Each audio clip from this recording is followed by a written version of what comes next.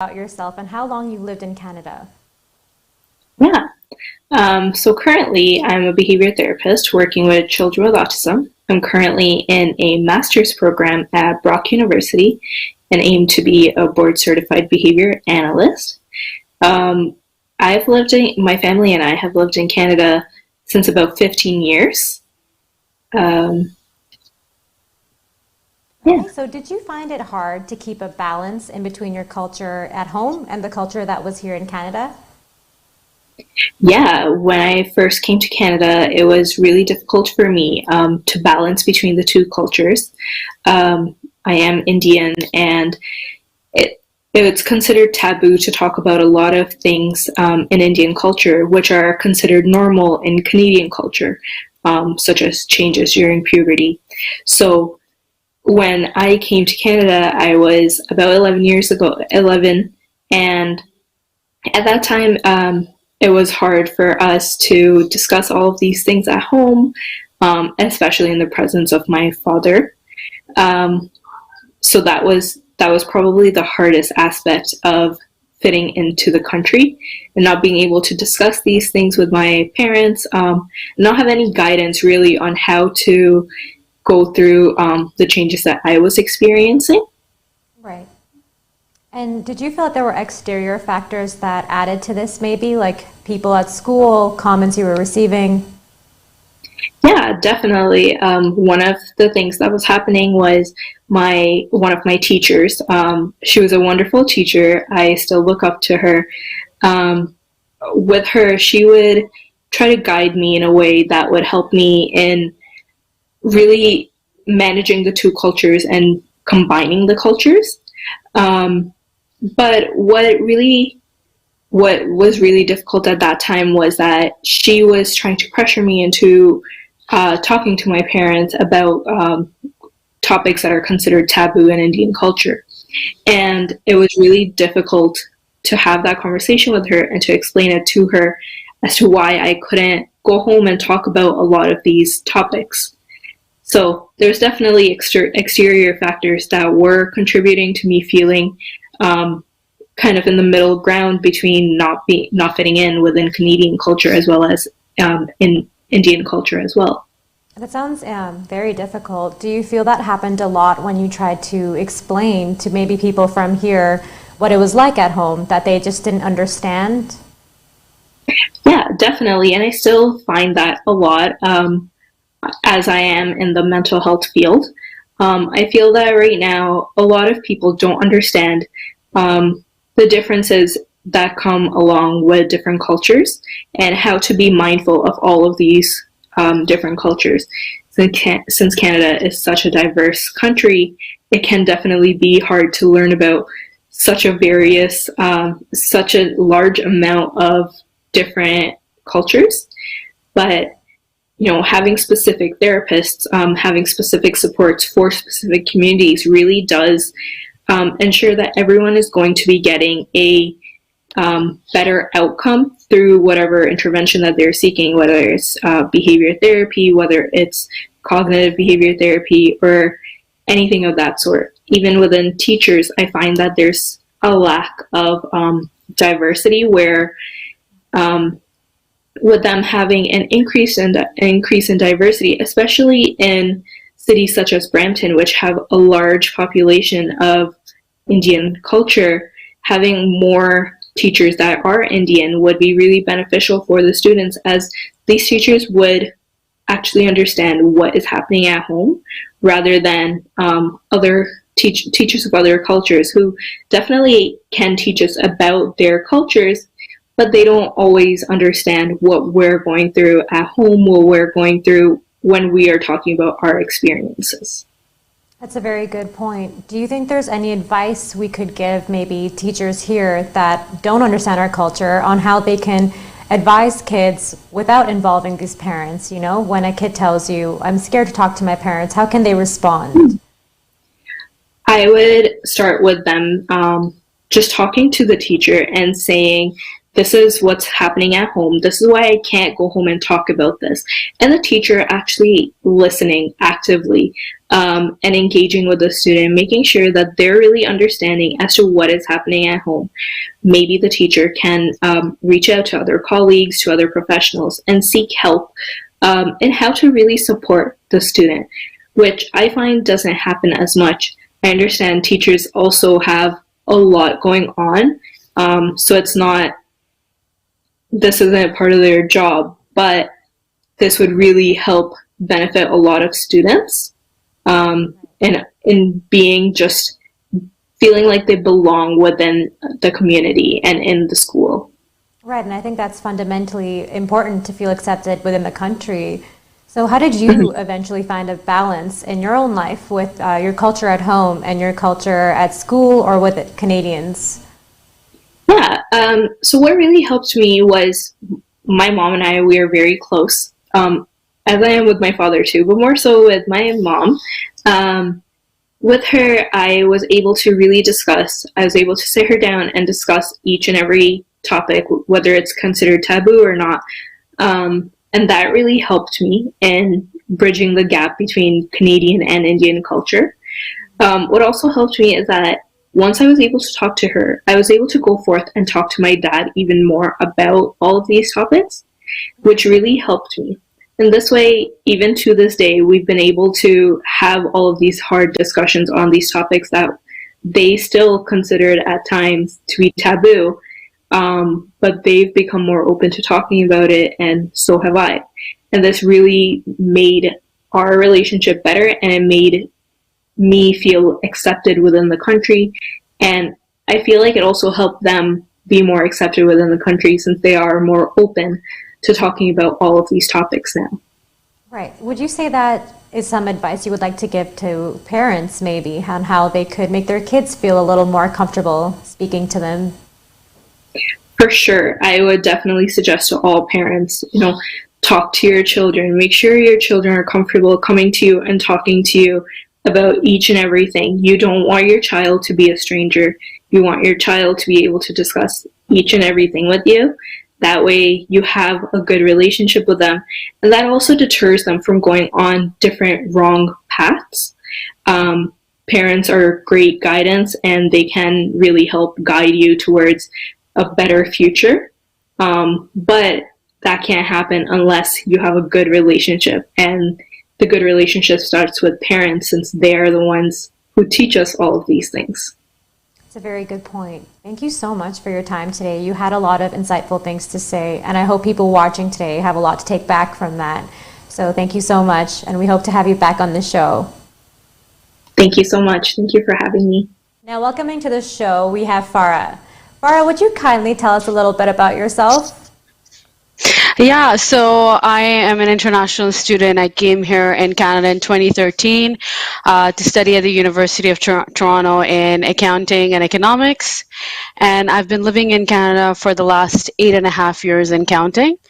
So yeah, it's been quite the challenge living in a new country and doing things by myself. But not gonna lie, it's like the most fun I've ever had. Well, that's good to hear. So, in this episode, we're discussing how it feels to be a young ethnic person in Canada and how that can feel regards to fitting in. Did you feel that you fit in when you first came to Canada, or what was your experience in regards to this? Oh God, it was a completely different experience, especially when you came in Toronto. When I came in Toronto, I'm just speaking in my opinion. When I first came in Toronto, I was so excited. There was like music playing in my head. I'm like, oh my God, I'm gonna get on the subway alone. I'm gonna be doing everything by myself. Because you know how back home is. You go everywhere with your 10 different family members. You're like never alone. So it was just like a really cool experience when I first came to the city. But then slowly it started to dawn upon me that, oh my God, it feels like really like lonely. Your whole family's back home, like all your friends are new, like it's just a completely different culture. And that's when I started to kind of go through the culture shock, and then slowly just adjusting myself to the new culture, and just taking it one day at a time. And In regards to this culture shock, which sounds like it must have been difficult, did you feel accepted by Canadians while you were going through this? I've had negative and positive experiences. Not that I take anything back. I mean, all the challenges that I went through definitely made me the person that I am today, but I did have a lot of challenges, especially when I came into University of Toronto. Well, it really depends on the different types of campus, but I'm sure many people like myself have faced challenges, especially when trying to fit in with your roommates, or when you're going into a class, there's already like groups of people formed, or some people came from the same university, some people came from the same high school, so they already have that kind of circle going on, and then to insert myself kind of was a little bit awkward. But yeah, at the same time, I was like coming from a very different culture. Like I was very shy. I had zero social skills. So the kind of culture that was raised with, and then on top of Canadian culture, being here by myself, those two were like constantly a challenge for me. But regardless, I did feel like not really accepted by a lot of Canadians, and then there are people that made me feel really at home. And again, it really depends on the kind of campus or the kind of people that you're interacting with. And in regards to fitting in with people on campus, like you said, a lot of foreign students, I feel, go through this. Did you feel that the fitting had more to do with you not being able to understand the culture yet, or the fact that they saw you as an outsider? I would say it's also a little bit of my some like a little bit of fault. I wouldn't really say the word fault. It's a wrong choice of word, but I would also say it's me being shy. I'm coming from a different culture. Also, I did feel that people could have been a little bit more friendlier, a little bit more accepting and welcoming. Um, there are times that I felt people that were a little bit cold and distant and really didn't really know what to say, because I'm sure they were also, as international student, feeling the same way. I felt like the challenge came when there were already students in the campus that came from different classes and schools where they knew each other. I've had people comment on, let's say, for example, I like wearing a lot of Halloween themed stuff. I mean, I love ghosts and skulls. So some people find it like really like, oh, it's still high school stuff, but not really. I mean, it really depends on the type of outfit you want to wear, or like whatever colors makes you feel good. You want to be out there, you want to have tattoos, like, do you, right? So I did feel like people were judging me. The funniest was when I was eating with my hands. I mean, back home we eat with our hands, that's not an issue. uh, my roommate, she got kind of so concerned for me and was all this at the same time a little bit like offended that I'm using my hands. And she was just Wow. she just was completely appalled at the same time. She felt really bad for me. She's like, do you want a spoon? I'm like, no, it's just, this is just how we eat. And I just felt like the whole culture where I'm from, it was just not really what people are used to here in Canada, or at least I didn't come across people that were from my culture. So yeah, there was definitely a lot of learning and fitting in with people. You know, I'm sorry to hear that. I know how an experience like that could make you feel weird and out of place when it's something that's so normal to you and someone treats it as it's an abnormality.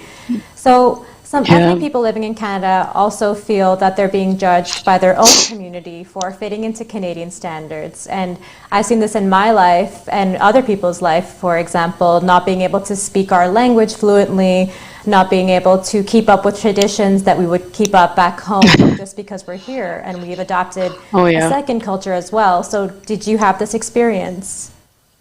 Yeah, Divya, great point. Not gonna lie. Yeah, you're also not only you're trying to learn the new Canadian culture, you're trying to figure out who on earth you are and what do you plan on doing. And at the same time, when you're constantly going back home, if you're a little bit different. For example, like I know you can't really see it right now, but I had dyed my hair blue. Uh, I'm like obsessed with the color blue. I probably have blue kidneys, but ignore me. It's just me joking around. But I love the color blue, and I colored my hair blue, and my family was so furious. They were like, "Oh my God, how can you color your hair blue? Like you ruined your hair, you damaged your hair. You're never gonna get your hair back." It was just so crazy.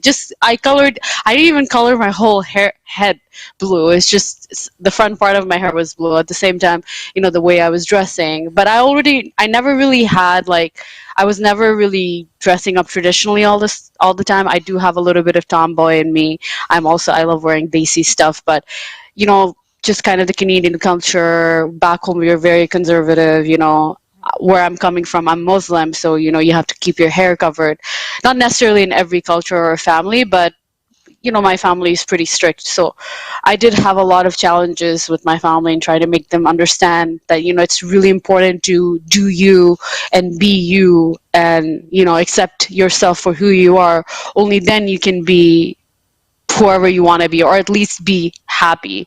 Isn't that what we're chasing for? Just being happy and accepting ourselves. So that was a constant challenge.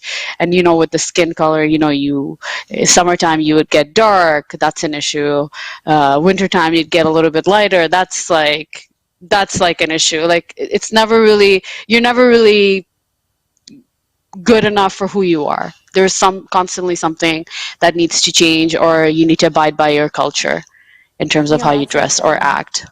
That's exactly why I wanted to do this episode, is that feeling right there, not feeling like you're fitting into your culture, but you're not also fitting into the beauty standards and the personality standards that we have here, which often leave us feeling like, who am I?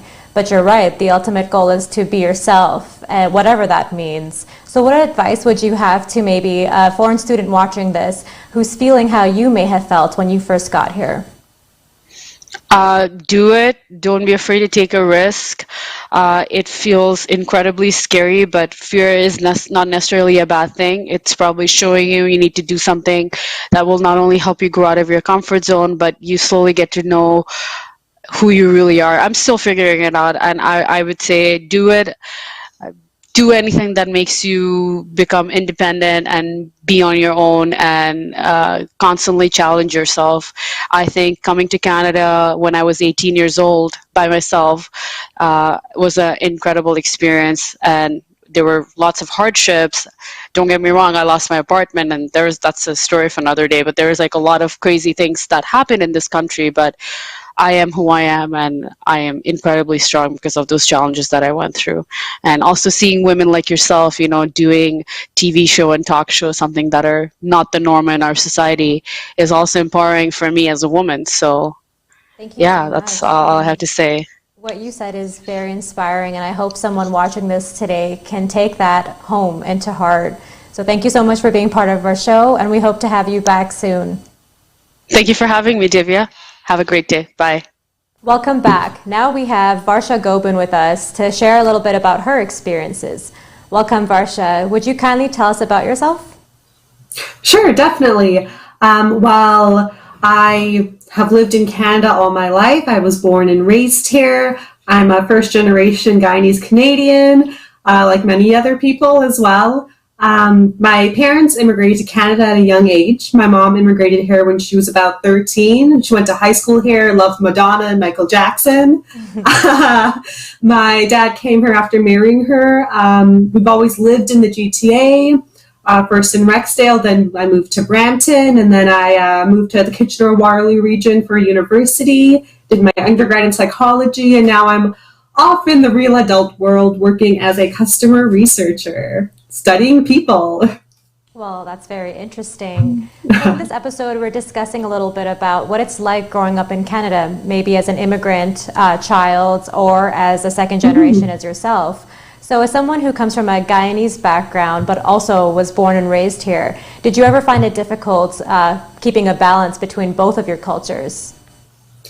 Yeah, definitely. Like, actually, most of my life, it feels like some of the cultural norms and values that come from, like, my Guyanese culture and my Guyanese identity are in direct conflict with what the, like, Western cultural norms and values are, right? So it's like, okay, well, which pathway do I want to take? Like, what do I do? If I do something that's normal for being a Canadian-born, right, child, it's something that I'm like, you put down for, or, is improper for a girl child to do. So, and even things like moving away for university, which like no one would blink an eye, right? Like a bunch of Canadian kids do that. But I heard comments from like extended family members about like a girl child going off to live on her own, or, like wanting to live in my own apartment and be more independent. So it's definitely hard on balancing that side, as well as, on the flip side, there's been times where I've encountered lots of people who don't even know where Guyana is, what Guyana is. They think, I'm talking about Ghana, and I'm like, no, I'm not from Africa. So there's this labor of always trying to educate others about, that identity if I'm in like a predominantly like white setting, or I just like hide my Guyanese identity altogether because I just don't have the patience to do that labor, or I'm just not going to fit in. So it sometimes depends on who I'm around, what setting I'm in, and it's like I have to choose which part of me I want to be, or which part of me I want to choose sometimes. That sounds very difficult. I know a lot of other Guyanese and other ethnicities feel this way. You talk a little bit about your experiences about wanting to move to university, but feeling that's not okay within your culture. So did you ever feel like you were being judged by your Guyanese family or friends, or your Canadian friends and family, for being more like the other one? Yeah, definitely. And even the example that we're talking about of just moving away from university. So when I was 18 and I got into Waterloo, I was super excited. This was my top program. It was going to be great. Instead of hearing like, hey, congrats, or like, you worked so hard, you studied so hard, I heard things from extended family members, the aunties, things like, oh, well, if my daughter moved away for university, I would move with her and like live with her, or like, how can she do that? Or like when I was in the cooperative program at Waterloo, so I had a work term every 4 months, and my first work term, I was really lucky, and I got an internship for the federal government in Gatineau, Quebec, and I was living in Ottawa. And instead of, being happy that, hey, I'm working for the government, this is a great job, this is a great opportunity, it was, well, why couldn't she find a job in Toronto? Like, why did she have to go all the way there to get a job? And it was just like, I was put down for things like that like, it should be, you should be proud of me, or should be normal.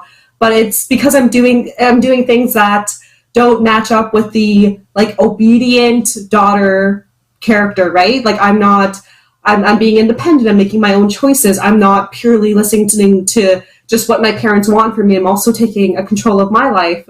And then like on the flip side, I do remember when I started at university in Waterloo, it was predominantly, there wasn't many people of color. At the university, there weren't many people of color in my residence or in my classes. And I found myself changing the way I spoke and making sure that I enunciate my words properly. And like, of course, I spoke with a little slang, came from Brampton, whatnot, we were teenagers, but I grew up in a Guyanese household where we speak a dialect of English.